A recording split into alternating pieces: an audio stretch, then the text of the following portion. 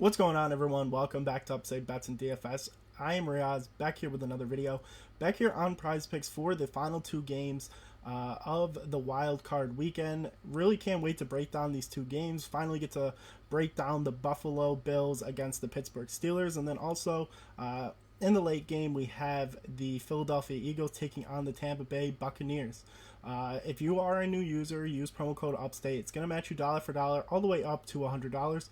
Also, check out the Patreon, $5.99 a month, covering NBA Monday through Sunday, covering all of the NFL playoffs, all the way up to the Super Bowl. Amazing value. I'm giving out a ton of picks over there. Really having great success with the plays, not only here on YouTube, but also over on the Patreon. I'm recording this after David Montgomery scored that touchdown, so he's really close to hitting that fantasy score.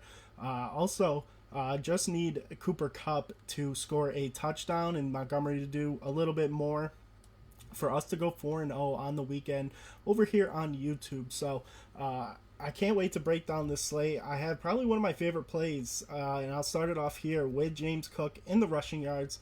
His projections sitting at 64.5. Really love this. It's going to be a very snowy, cold game in Buffalo. I believe they got over a foot of snow already. Pittsburgh without TJ Watt is definitely going to be a problem for the defense. James Cook, we saw a crazy game against Dallas. Clearly, we saw today that Dallas's defense can't stop the run, but James Cook should get a really big workload, not only managing the game, but starting a spark for the offense. It's going to be a cold game. It's going to be tough conditions to throw the ball. The wind's going to be whipping. And honestly, if you're the Bills, you really don't want to rely on Josh Allen. He's been having problems turning the ball over. Even in games that they have won, he just cannot manage a game. He tries to go for the big play. So at 64.5, I think this is a great projection for James Cook. It's really at a perfect number. We can see him getting hot early and then getting out to a good lead where they're just going to continue to give him the ball. So that's going to be my first play. Going to go with the more here with James Cook. And then I'm going to go over 2 receiving yards, a play that I have been on all year, and the line is, or the projection is even lower, and that is Rachaad White here. His projection sitting at 21.5. You look here in his last 5, he's got an 80% hit rate. 32.6 is his average in those last 5 games. This Philly defense has been pretty questionable. They really had problems covering tight ends and running backs, and White is definitely going to be a problem in this game. He's running the ball very well, and him coming out of the backfield to catch passes, it seems like Baker is very comfortable getting him the ball.